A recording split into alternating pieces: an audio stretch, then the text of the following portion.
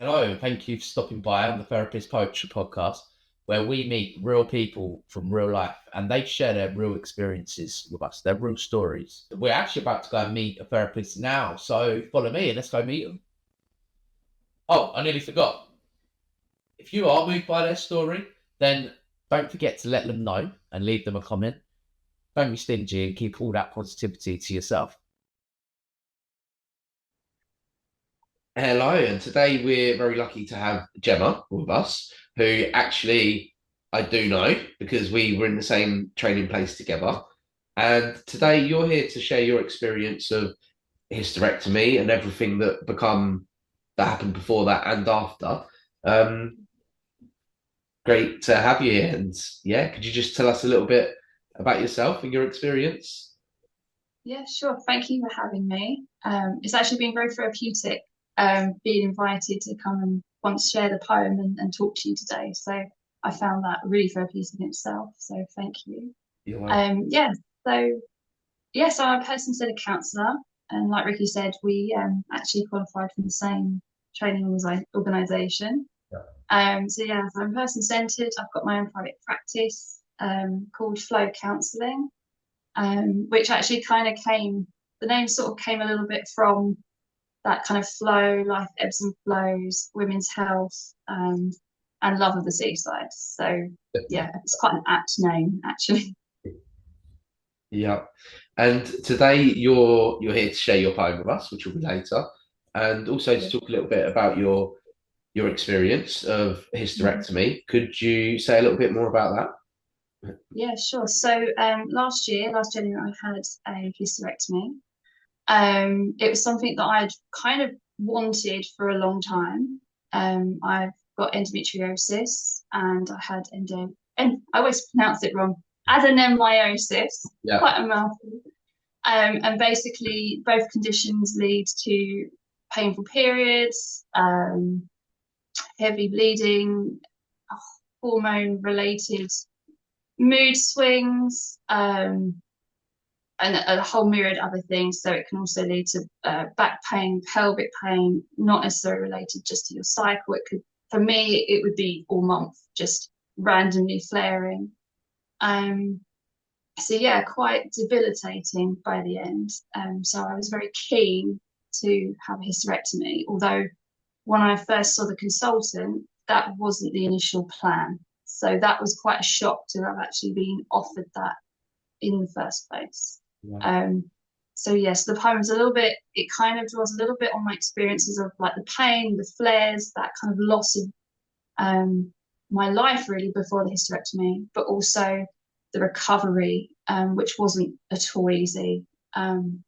It it just I don't think I recognized myself in the mirror 6 months after. So it really just take everything.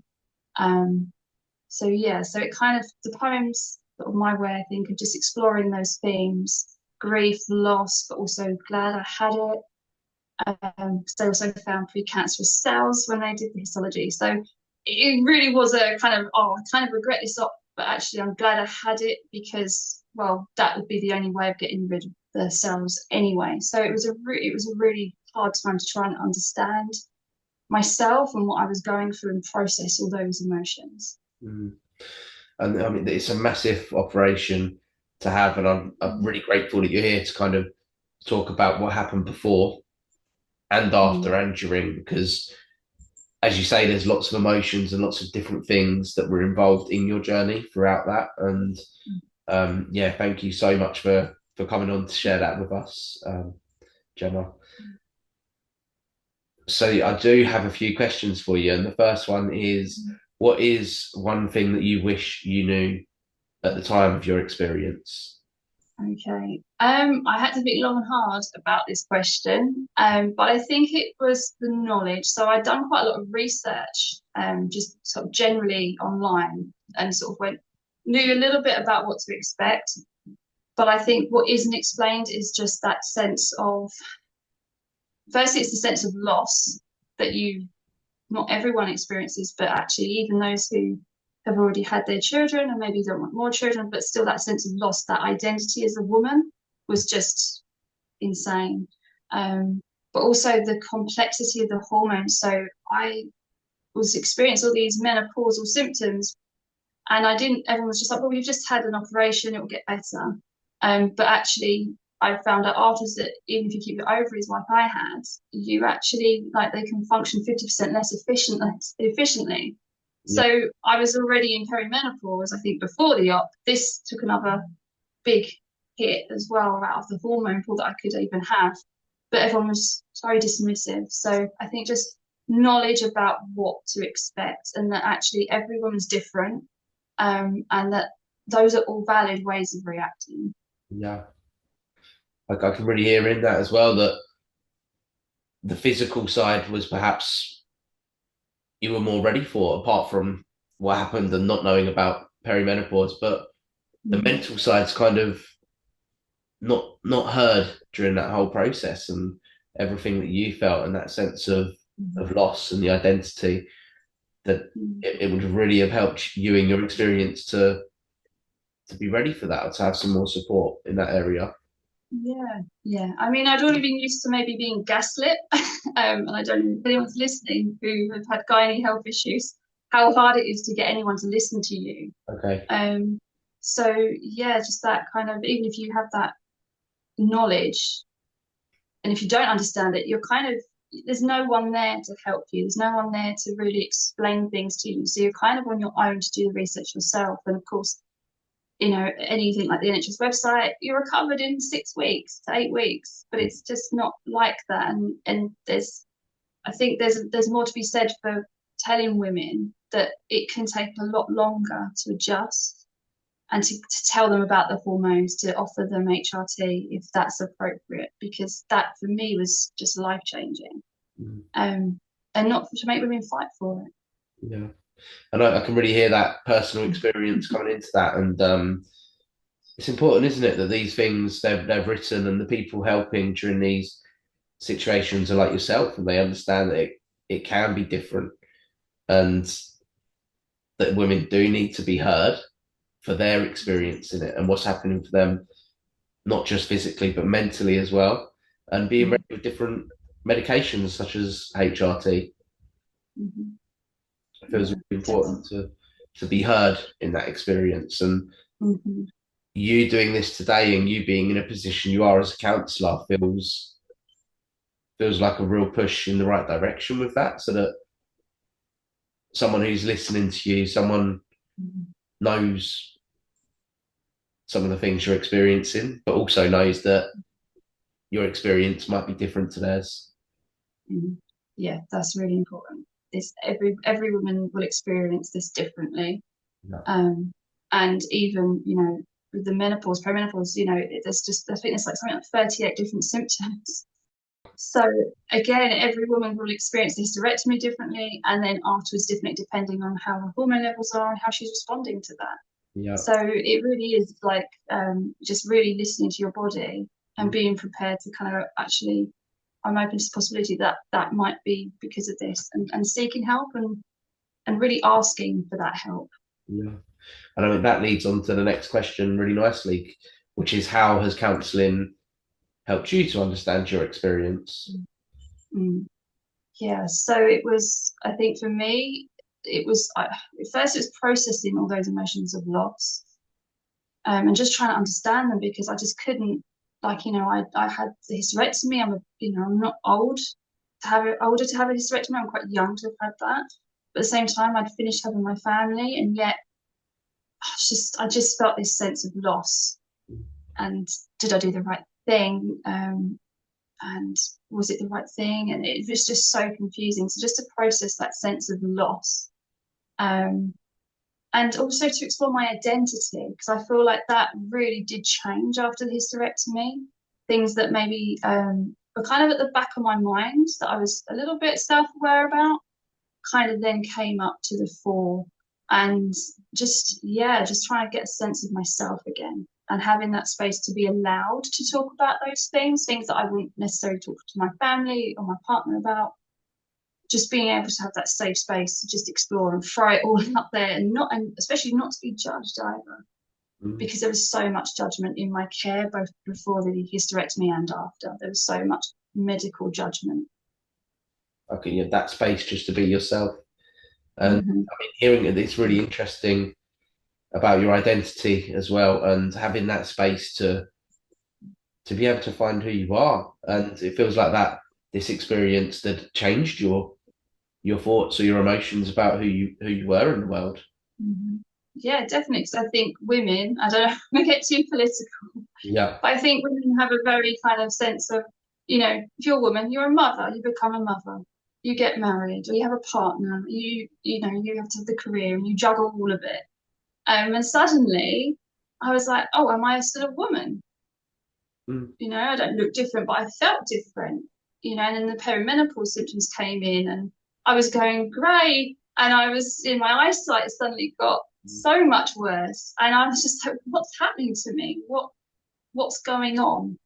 My confidence, I experienced anxiety when I was much younger, but that came in with full force. And I was like, what? But nothing apart from this, what's going on? And it really did take until maybe earlier this year to really start to reclaim that sense of identity back because it was just blown out of the water. I had no idea who I was, what I was supposed to do, how I was supposed to function anymore.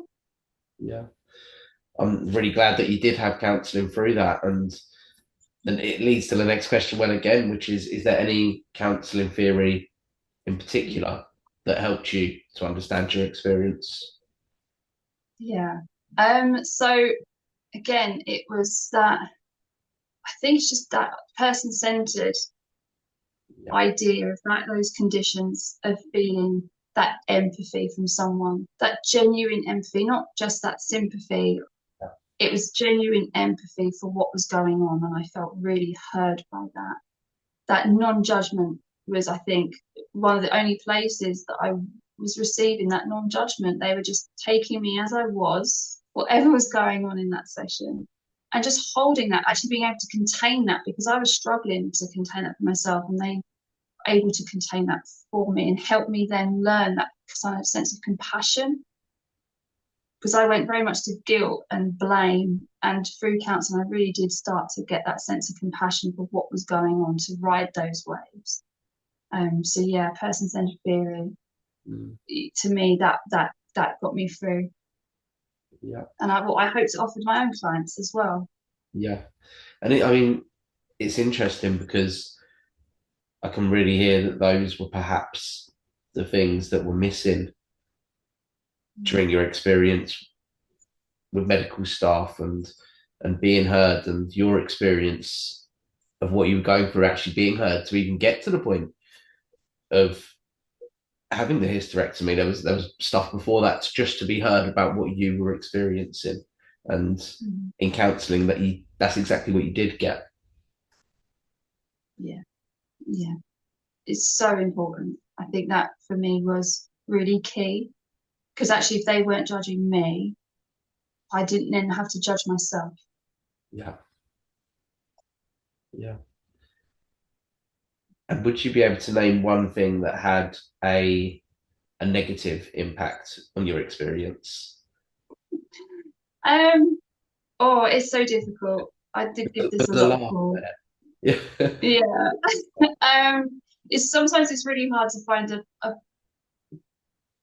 suppose a positive within the negative.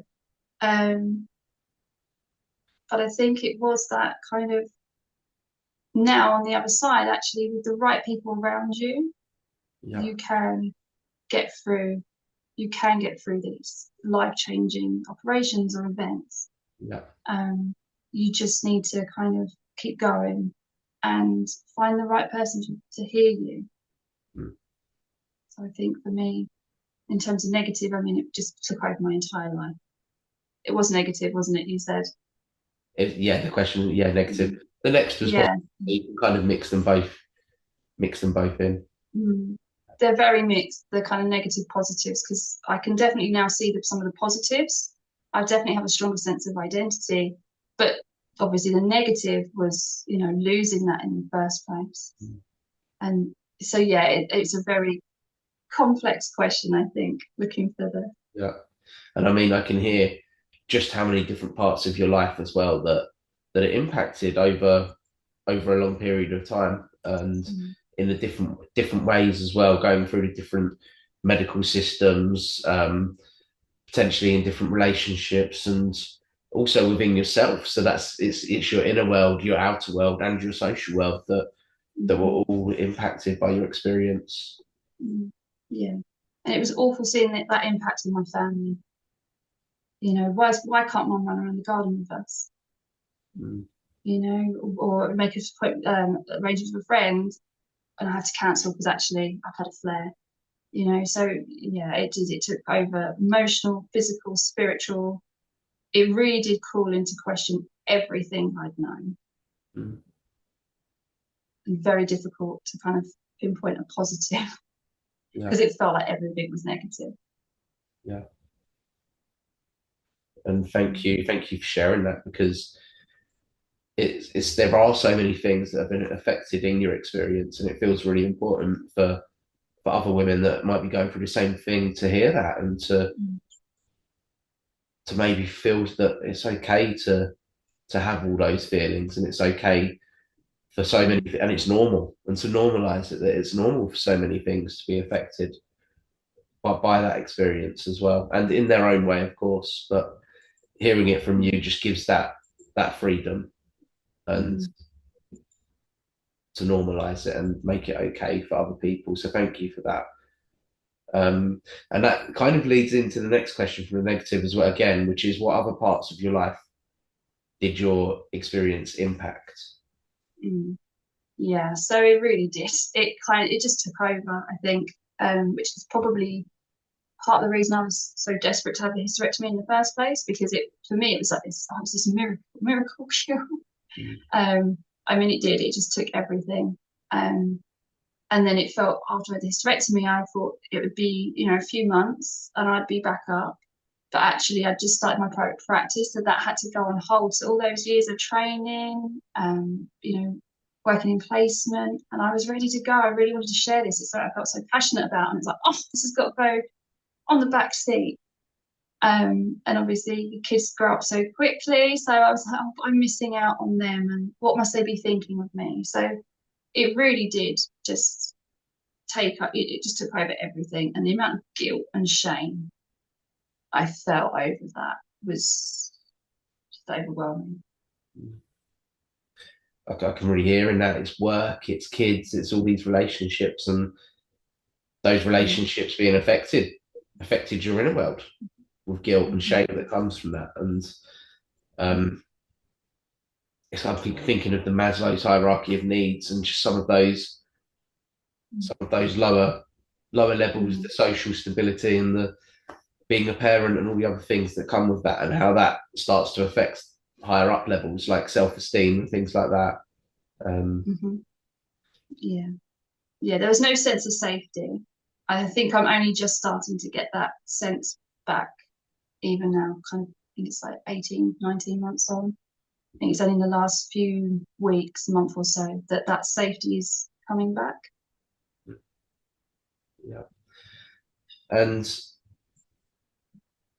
the best question of all is what I think, and what I think that you're here for is to help other people going through the same thing. And this question kind of reflects that, which is, what advice would you give others having a similar or same experience as you? Yeah. And this is the one I kind of feel very passionately about, because you feel so alone with, you know, it's not something I don't think you talk to your friends about or your family about. Yeah. It's private. Um, but my advice is just to trust your instincts and to keep fighting, trust your lived experience. And it's so easy for me to say that. And I think if I was listening to this, I'd be like, oh, I'm already fighting. Yeah. So I suppose it's also that, do you know what? There are so many women fighting for us to be heard, to get that research into endometriosis care, you know, that knowledge of gynae health. They're fighting for us to be heard. And actually, you are being heard. We hear you, and we're fighting alongside you and believing in you. And you know, you're not alone. There's lovely communities out there Mm, um, that are ready to hold that space for you. Counsellors, are there to hold that space for you and can be really helpful if maybe going to a group is too much and you just wanted that individual time. But yeah, that healing is possible, that help is out there, and just don't give up. Some great advice, and I can hear you kind of thinking of different people in that as well, going to groups, and maybe that is too much for some people. So to get in contact with a counsellor, and with that in mind, I'm also going to give a bit of advice, and that's to get in contact with you as a counsellor, because you're in much more of a position that understands, and you'll be able to offer so much more of a deeper level of empathy than other counsellors. I can really hear how passionate you are about this topic as well. So my advice on top of that would be to get in contact with Gemma, and Gemma's details are going to be left. And that leaves us with one more question, which is, are you ready to share your poem? Yeah, definitely. Go for it. This is goodbye. I do not know if to be sad, our parting seeming so sudden. So many years I wanted you gone, to now question whether you were the problem.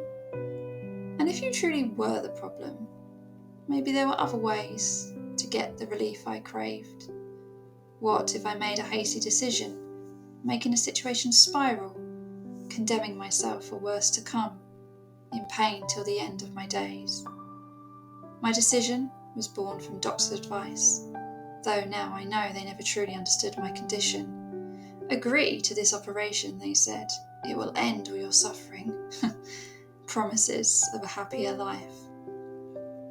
I knew there were risks, but I was desperate, like countless others, women who suffer with their gynae health, yet are expected to sit down, shut up, and have grown tired of constantly hearing, "What's the fuss? It's just a period." But it was never just a period for me. I was desperate. Their promises, rays of hope, making me all too eager to sign you away. Maybe I owed you more, or perhaps I recognised how much I owed to myself, the chance to live my best life, not taking more and more pills, lotions and potions, repeating the same cycle of doctor's appointments, scans and dismissal, the hope of no more bouts of bed rest, of feeling constantly afraid of the next flare, the next time I miss out, the next time I see the hurt on the faces of those who care. I wanted my life back. Is that such a crime? To finally live free of the pain, no longer dwelling in the shadows, trapped by my body and shame. Would this operation, this eviction, be the price I was willing to pay? It was, but I do not feel free, at least not yet. I am still hiding, still living with the shadows, the fear of the next flare, the pain, the constant presence, lingering like razor-sharp claws, like a mouse being toyed with by a cat. My scarring now runs deeper than those 5 tiny incisions. It runs through me like treacle, sticking to me, not letting go. One last gift from you on our parting. Why couldn't the pain just let me go? The life I had long hoped for and dreamt about, becoming dismantled piece by piece, seemingly accelerated by my decision. My dreams, all that I have fought so hard to achieve, crumbling in this persistent uncertainty.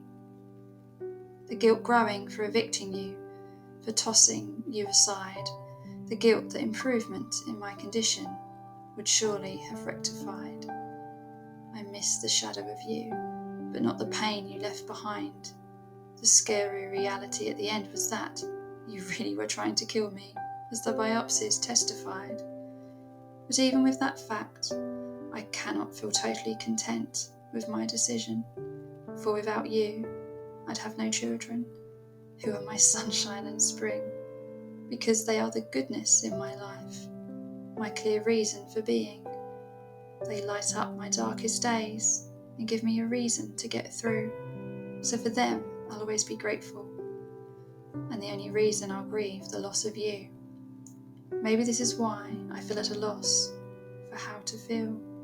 You've been quite the fickle friend, but like any toxic relationship, it was right to call an end.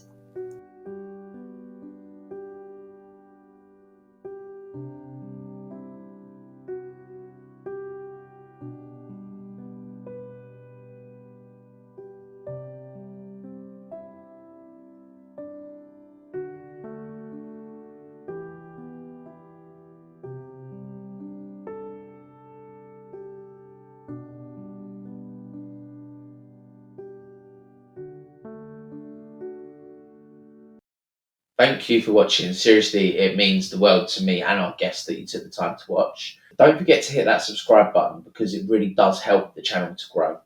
And equally, you won't miss what's coming next if you do that. The aim of this channel and what me and the guests are trying to do is we're trying to inspire, and we're also trying to give other people a sense of belonging. And at the very least, we're trying to make other people feel seen and heard. And that's our hope with this channel. If this video spoke to you anyway, then please do check out our other videos just here. We will catch you in the next episode.